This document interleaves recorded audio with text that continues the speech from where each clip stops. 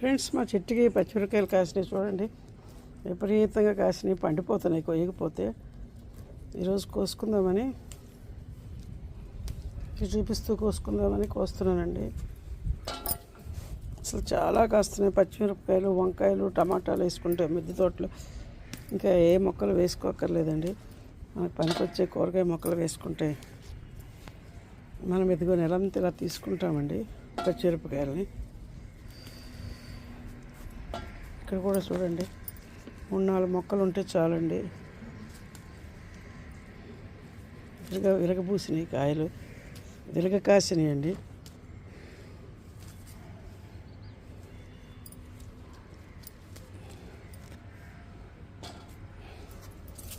ఈ చెట్టుకు కూడా ఉన్నాయి చూడండి, 4 పెద్ద చెట్లు ఉన్నాయండి.